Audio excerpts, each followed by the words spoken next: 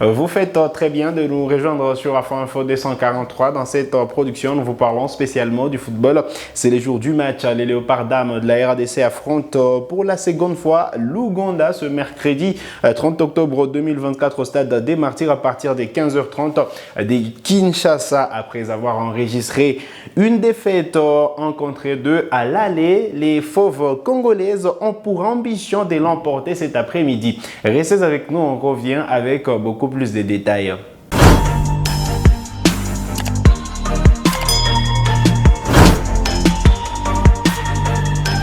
Allez, très content de vous retrouver sur Afro Info 243. Vous le savez, un match disputé les dimanches 27 octobre dernier. Les Léopards dames ont chuté sur la note d'un contre 2 devant les Crowns de l'Ouganda. Un match amical, en prélude à la prochaine Coupe d'Afrique des Nations. Vous le savez, les Léopards qui se préparent justement pour cette fête du football africain prévue du 5 au 26 juillet 2025 du côté du Maroc avec leur qualification en poche.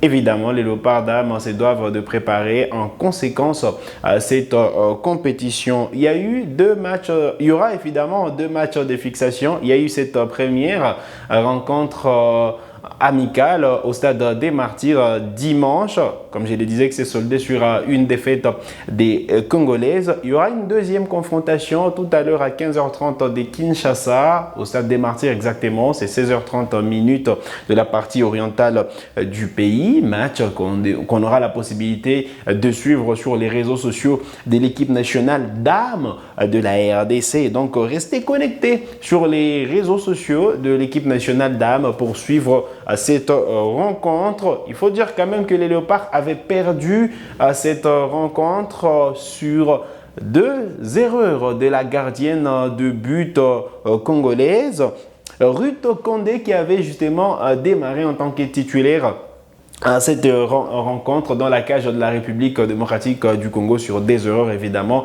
qui avaient donc fait à ce que les Léopards perdent le match. Il y a évidemment Mawete qui avait inscrit l'unique but de la République démocratique du Congo, elle qui n'était pas titulaire évidemment dès l'entame de la rencontre. Entrée en début de seconde période, elle avait inscrit donc son premier but à la 61e minute. Une réalisation après justement une passe décisive de Naomi Kabakaba qui avait récupéré le ballon très haut avant de fixer évidemment son défenseur et donner, ajuster la passe évidemment pour Mawete pour l'unique but de la République démocratique du Congo. Je vais vous laisser suivre évidemment les moments forts de cette rencontre, la première confrontation amicale entre la RDC et l'Ouganda, et puis on revient juste après. Devant peut-être avec la capitaine. Attention, Ruth Condé qui était sorti pour l'ouverture du score de l'Ouganda après cette longue passe qui a cherché devant Fazila Ikwaput qui vient d'ouvrir le score dans cette rencontre à la 22e minute. Ça fait 1-0. Le score n'a pas changé, il est toujours de 0 but contre 1. Et Kabakaba peut-être qui est parti pour ses contres. Kabakaba encore qui cherche Mawete. Mawete pour nous, l'égalisation. La passe de Naomi Kabakaba. C'est une aubaine qui vient d'offrir l'RDC. Regardez, elle rate bien sûr la prise de balle. La gardienne congolaise. Et ça permet à l'Ouganda de marquer ce deuxième but. Mais ça semble quand même ce manque de vigilance comme j'avais dit. Et pourquoi regardez, hein, c'est Natacha qui donne ses ballons avec beaucoup de difficulté à sa gardienne. Alors que la défaite dimanche des Léopards dames de la RDC avec au passage le but inscrit par Flavine Mawete, et donc la RDC qui se doit de sortir les grands jeux, l'emporter cet après-midi pour ne pas rester sur 2 échecs consécutifs. On se rappelle que pour les 2 précédents matchs amicaux, Léopard contre les Sénégal et contre le Maroc, évidemment, en début de l'année, évidemment, c'était pas forcément des belles performances, et donc il faut clôturer en beauté face à l'Ouganda avant de se projeter pour d'autres échéances, notamment la prochaine Coupe d'Afrique de Nations, parce qu'il faudra être prête pour en découdre face à des adversaires plutôt coriaces. Il faut d'abord préciser que l'Ouganda n'est pas qualifié à la prochaine Coupe d'Afrique des Nations. Seulement 12 pays sont qualifiés, dont la République démocratique du Congo. Logiquement, on aura les pays hôtes à la prochaine Coupe d'Afrique des Nations. Le Maroc, évidemment. On aura l'Afrique du Sud tenante du titre. Il y aura forcément le Nigeria, mais à ces nations, on ajoute l'Algérie, le Ghana, le Botswana, la Tanzanie qui pourra représenter l'Afrique orientale. Il y a également le Mali qui est qualifié, le Nigeria, comme je le disais, la Zambie, la Tunisie, le Sénégal, ensuite la République démocratique du Congo. Et donc voilà, il faut être prêt, il faut bien se préparer. On sent que la mayonnaise n'a pas encore tenu côté congolais. Donc on espère que cet après-midi, les fauves congolaises pourront se reprendre et enregistrer une victoire, pourquoi pas. Alors j'ai parlé de changements dans le 11 des Léopards, notamment la titularisation d'Erut Condé qui évolue du côté du Congo-Brazzaville.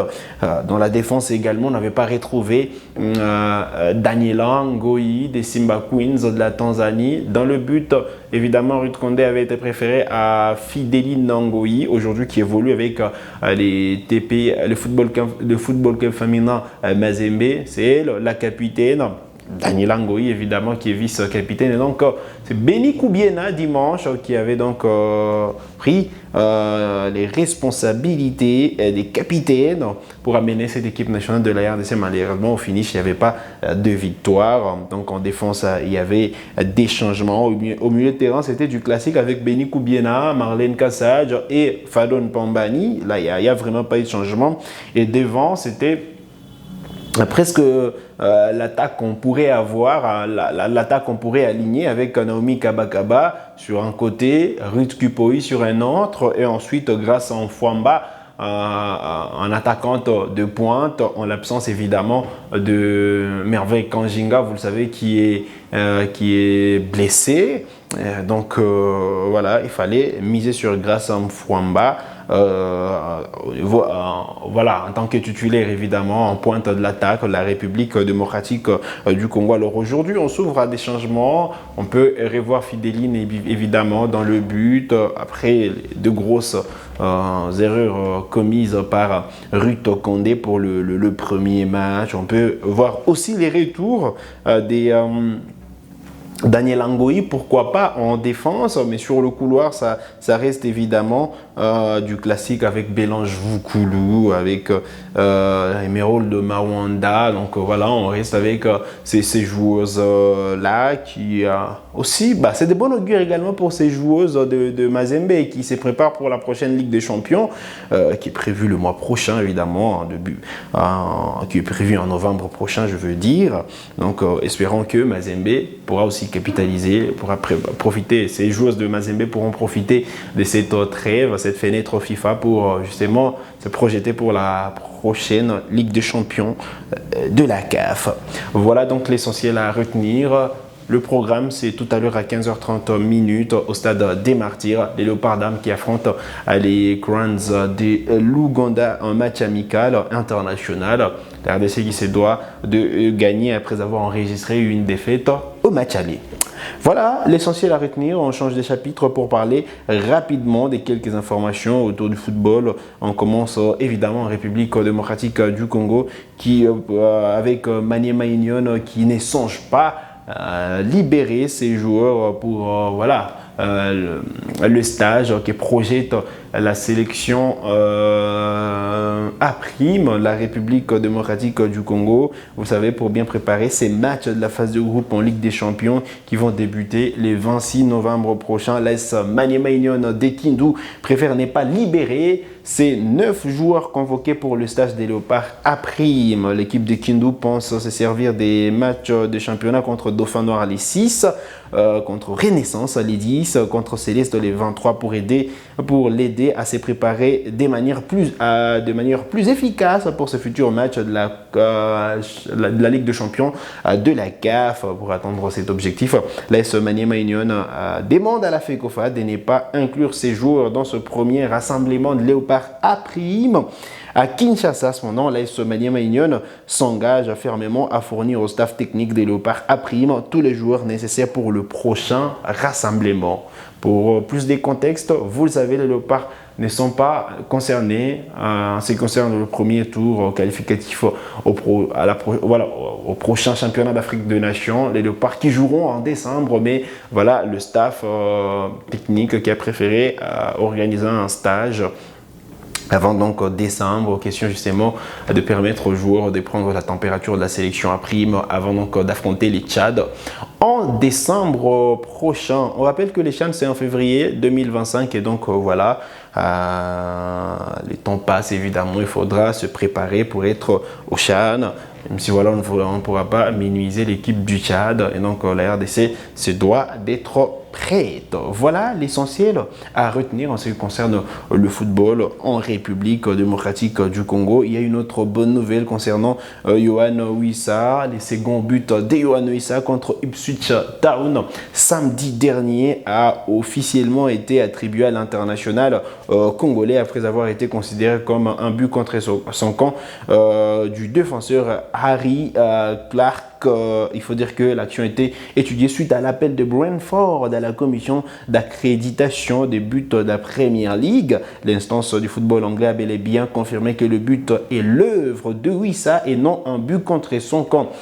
Il faut dire que le Congolais totalise 5 buts et une passe décisive donc en 6 matchs disputés en Premier League. Il faut dire que quand même Wissa est sur une bonne dynamique.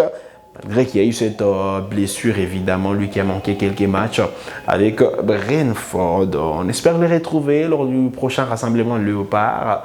On espère retrouver un Wissa en forme après avoir inscrit un doublé. Voilà, il faut dire qu'il a participé à la qualification, évidemment, de son équipe hier soir. En effet, le cap. Donc, espérons que Wissa pourra continuer sur cette lancée-là, arriver en équipe nationale en étant plutôt en forme. Voilà qui met un terme à cette production sur Afro Info 243. Vous êtes nouvelle à la chaîne, donc cliquez sur s'abonner, activez la cloche des notifications pour ne manquer aucune de nos prochaines publications. Likez cette vidéo si elle vous a plu et merci de nous avoir suivis.